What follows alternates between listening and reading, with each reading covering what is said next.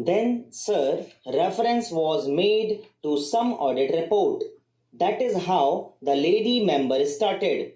She said that the Defense Ministry was not doing its job quite well. There was over provisioning, there were lapses, and so on and so forth. She also said that the money which could have been spent for very many beneficial projects was locked up in the defense estimates and was ultimately given back. Now, as a matter of curiosity, I think the House ought to know that these comments were made mostly on the audit report which dealt with the accounts of 1953-54, namely 2 years back, and which dealt with many cases which arose in the years 1950, 1951 and 1952 when conditions were not normal. We were then just recovering from the effects of the Second World War, and these cases of over provisioning came up before the audit. Now, these are the points which have been raised in this audit report. As you are aware, functions is to go into the details of all these matters and to examine them. I am told that the Public Accounts Committee is at present engaged in the task of going into all these questions and taking steps to see whether the comments made by the Auditor General are satisfied or not, and whether there is a sufficient explanation forthcoming or not. The Public Accounts Committee has also got to devise the steps so that those irregularities should not occur and there should be no over provisioning. I may say one thing in passing because it will rather be tedious for me to take the House through the merits of each particular thing in detail. Please remember that there is no question of over provisioning. Whenever an estimate is made, the Finance Ministry takes very great care to see that there is no over provisioning.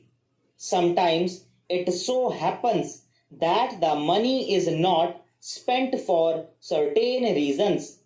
For example, we may have got to pay rupees 5 crores for a certain equipment which may have been ordered from abroad and which may be due to be delivered in the financial year, that is to say in 1956-57.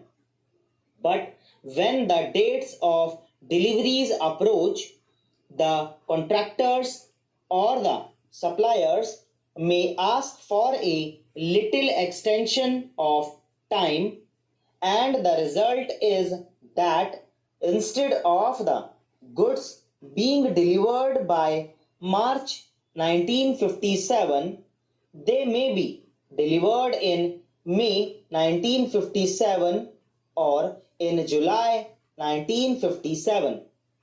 This may result in the money being held back. Now, such things do happen, but that does not indicate any lapse on our part or any mistake on our part. Similarly, sometimes it happens like this. In the beginning, say in October 1955, we find that something is necessary and we hope that the whole process of placing the contract and providing funds and everything else will be gone through and we will be able to get the deliveries by the end of the year. But negotiations take a lot of time. The contract is signed much later than we had imagined it could be signed, and the result is that the goods are not forthcoming by the end of the year and the money is held back. So that may occur, but that does not indicate any fault or any deliberate over provisioning on the part of the Defense Ministry. It would be stupid to do so. Why should we do so? There is no motive for that. My honorable friend referred particularly to one item of rupees 2 crores recoverable from the central ministries and the state governments. Now, I went into all the details and I found that most of this money was under recovery from the central government and the state governments.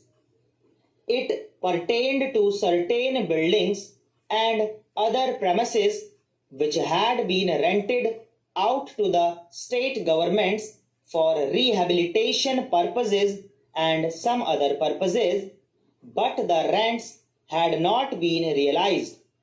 This amount of rupees 2 crores represents the rents to be realized. Now, I submit, sir, that the House should take this assurance from me that we are most anxious to prepare our estimates as accurately as possible, and on the basis that the money estimated should be spent. In the Defense Ministry, we have got a financial advisor who keeps a strict watch over these things.